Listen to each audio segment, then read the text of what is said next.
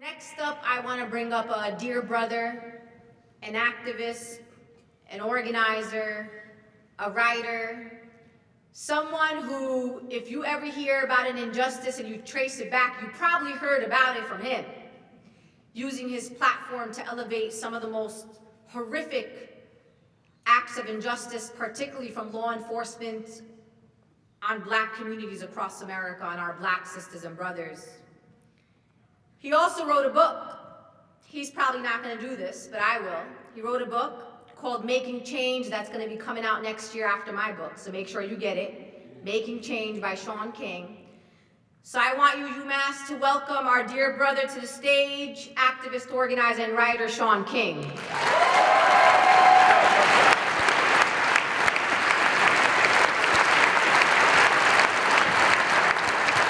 Hello.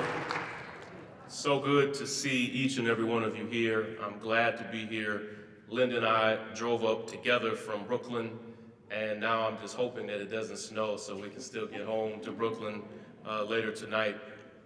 I'm honored to be here. I'm honored to be able to support the BDS movement. And in so many ways, boycotts come out of the Black struggle for civil rights, at least for me. And I want to share a story, really my origin story as an organizer, even share some points of some mistakes that I've made as an organizer, but then share the lessons that I've learned, because I'm hoping that my contribution here tonight is for you to be able to help us organize this movement in deep ways. About 5 years ago, I was not organizing for social justice. I had been an organizer when I was an undergrad in college. I went to Morehouse College in Atlanta. I was student government president there in 1999 when the NYPD shot and killed a young brother named Amadou Diallo 41 times on the doorstep of his home. We didn't have Twitter or Facebook or Instagram. There was no YouTube. And so it was almost 10 days after Amadou had been shot and killed before the news even got to us on campus. And we organized protests and demonstrations. 7 years later, there was a young man, again in New York, named Sean Bell, who was shot 50 times just hours before he was to be married, on his wedding day. We organized and protested for Sean Bell. But 7 years after that, in 2014, I was actually working at an environmental charity called Global Green, and my family and I had moved from Atlanta to Southern California, and I was the director of communications for that charity.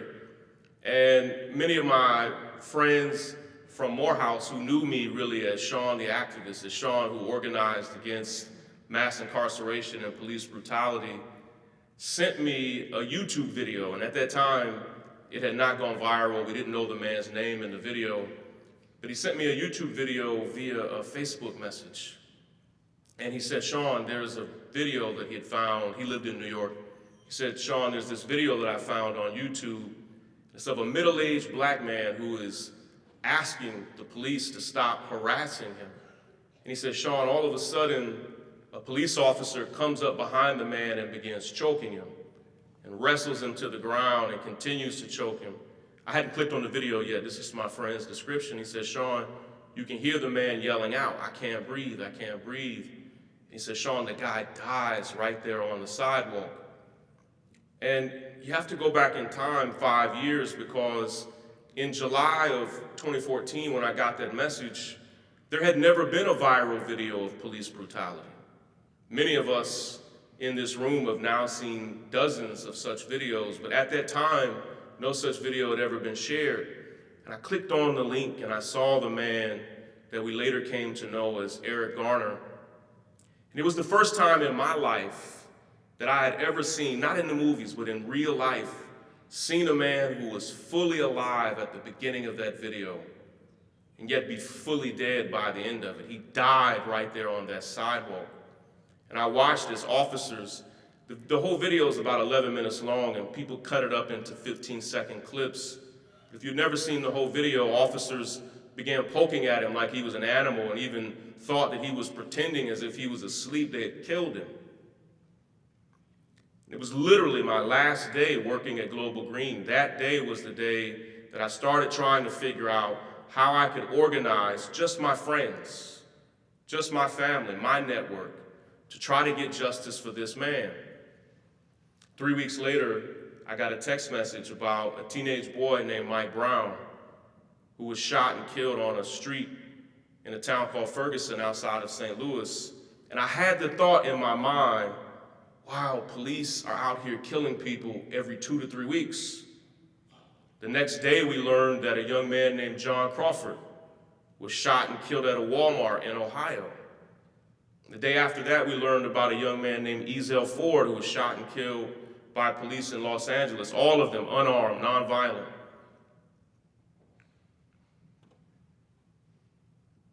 And suddenly we came to understand that police in this country weren't killing people every 2 to 3 weeks. It wasn't even every 2 to 3 days. The Washington Post and the Guardian built award-winning databases where we finally came to understand that American police were killing people 3 to 4 times a day, every single day, like clockwork, sometimes as many as 10 or 11 times a day. We began organizing all over the country, in New York, in Los Angeles, in Ohio. And then that November, a 12-year-old boy named Tamir Rice was shot and killed by police in Cleveland, Ohio. I told Linda this story on the way here, and I said something to many of these families that I have since come to regret. I would sit down in living rooms and at kitchen tables with families who had experienced this police violence, having lost their most precious loved one, their sons, their husbands, their fathers, their brothers, their sisters, their mothers. And to many of these families, closer even than we are right now, I looked many of these families in the face and said, hold on, hang in there, we're going to get justice for your family. And not a single part of me thought I was over-promising or under-delivering. I thought we would get justice for those families. And as we organized and marched and demonstrated, as we created hashtags and trending topics, marches and protests and die-ins and sit-ins, not a single one of those families, not one. In fact, nearly 1,200 people were shot and killed by police in 2014. And not a single family, 0.00%, got justice. None of them. Undeterred, I continue to tell families that same story. Hold on, hang in there. We're going to get justice for your family. I told that to the family of Philando Castile as I watched him shot and killed by police on Facebook Live. And somehow I had convinced myself that his case would be the case, where certainly his family would get justice, but he didn't. I spoke that to the family of Alton Sterling, who was shot and killed in Baton Rouge. I said that to the family of a man named Terrence Crutcher, who was shot and killed in Oklahoma. Until finally I realized that the people in power who had the authority to actually bring these families some semblance of justice, I came to understand that they truly, earnestly did not care what we said. They were not moved by our protests. They were not moved by our marches or demonstrations. It's not that we were wrong to march or demonstrate or protest. Of course we were right to do so. But I came to understand that they were not moved by our hashtags or trending topics or viral videos. They were not moved by the headlines. And so we formed an organization that would ultimately replace the people who made those decisions. Understanding that if we did not organize smarter, that we did not have the type of currency with the people that we needed to be able to move. And so I learned hitting the wall over and over and over again, organizing with protesters and demonstrators all over the country. I traveled to 45 states around the country, meeting and gathering with protesters, state by state, city by city, county by county. And I learned 4 things that we need to do to make change. As I think about us fighting back against injustice around the world, fighting back against civil rights and human rights violations, there are 4 things that we have to do to make change. I want to share those 4 things and I'll take a seat, and I hope you can duplicate them in your own way.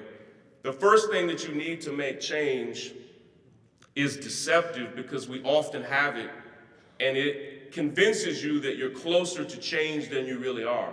This room has it right now.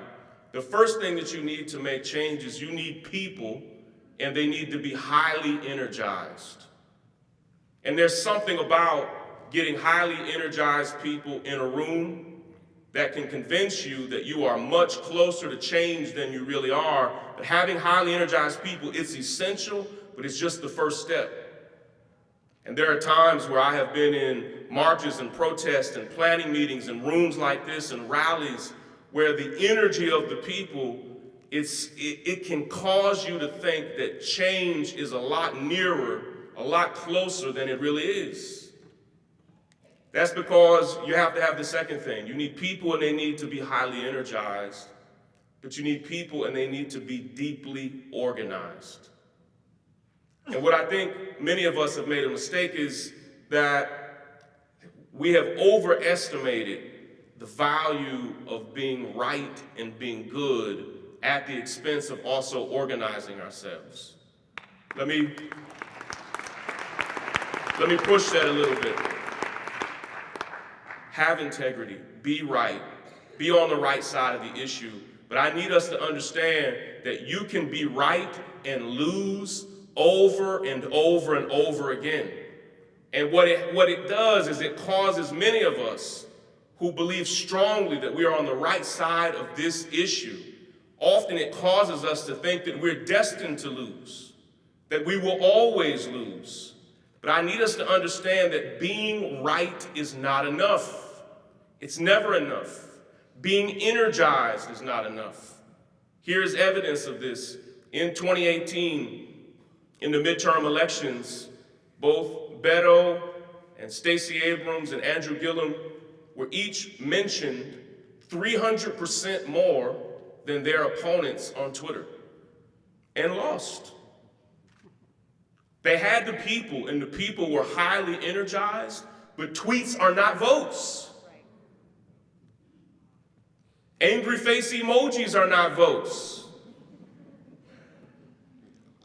Your best intentioned Instagram post is not a vote. And I'm not saying don't click the angry face emoji, don't retweet it, don't write a well-intentioned post, but it's not a vote. We are often highly energized, but hardly organized.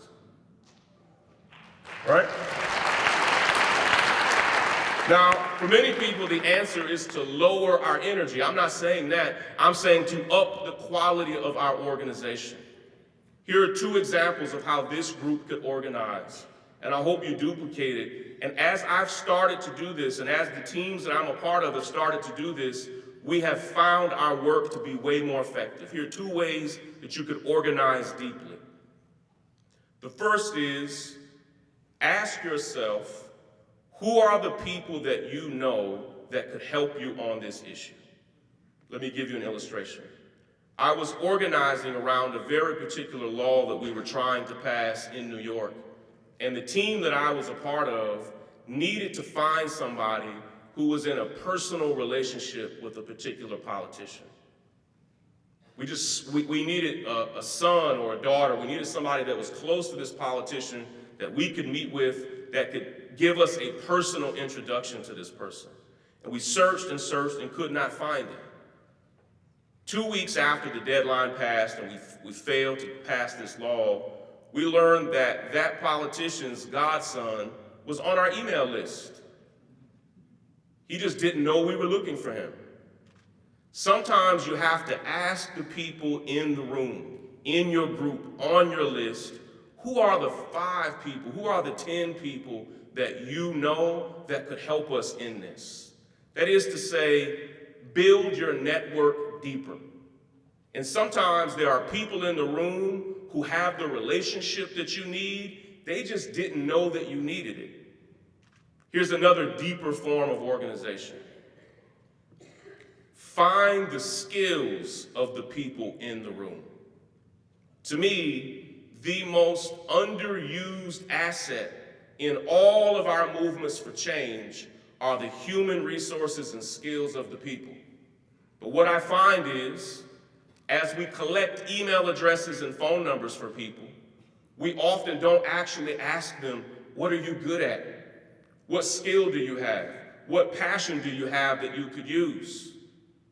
I'm a part of a team now that only has about 2 staff members, but we have about 200 highly skilled part-time and full-time volunteers that make our work so much more effective just because we took the time to find the skills in the room. You need energized people. You need organized people.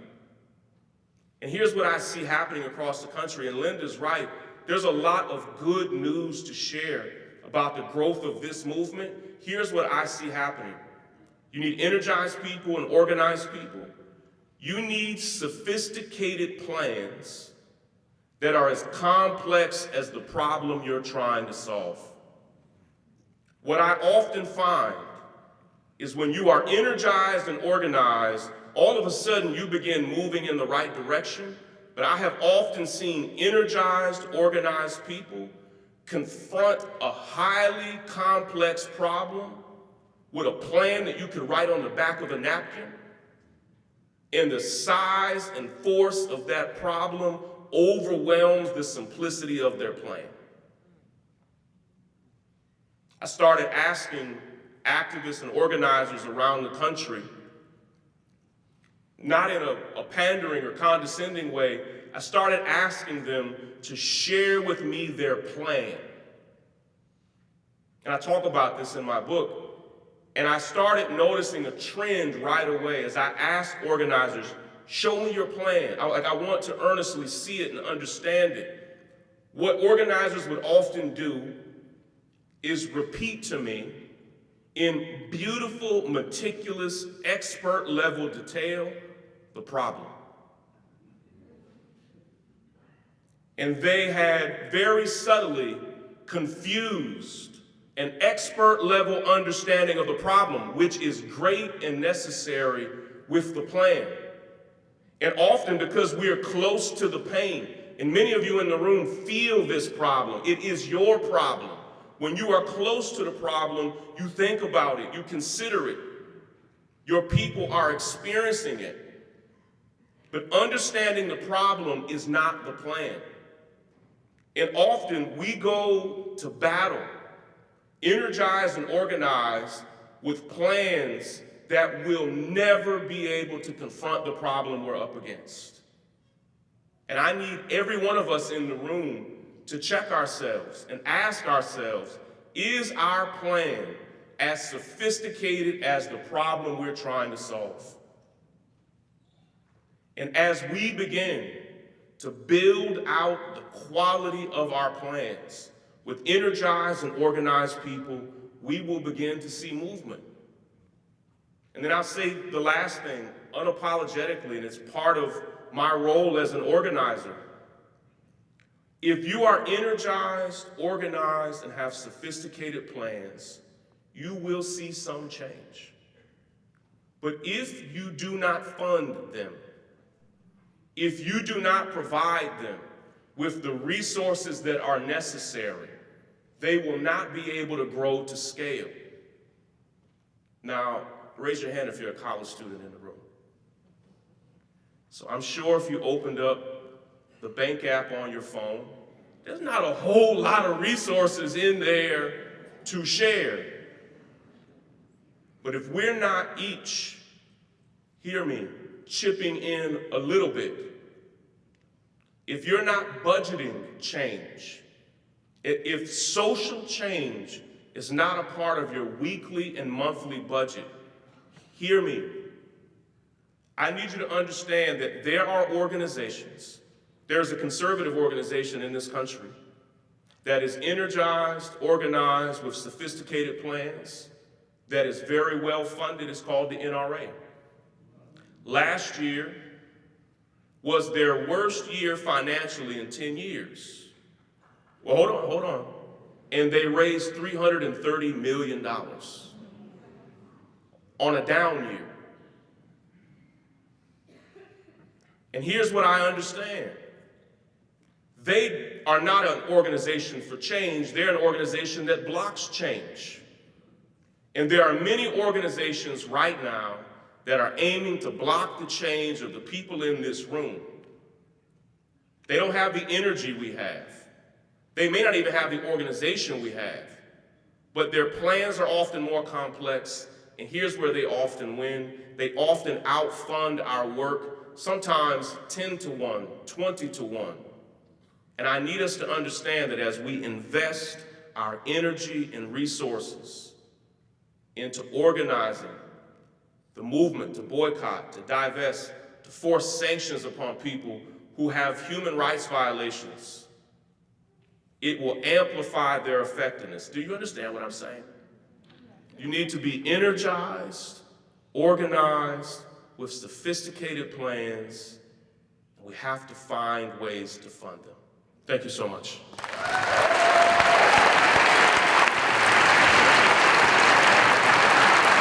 Give it up one more time for Shaun King.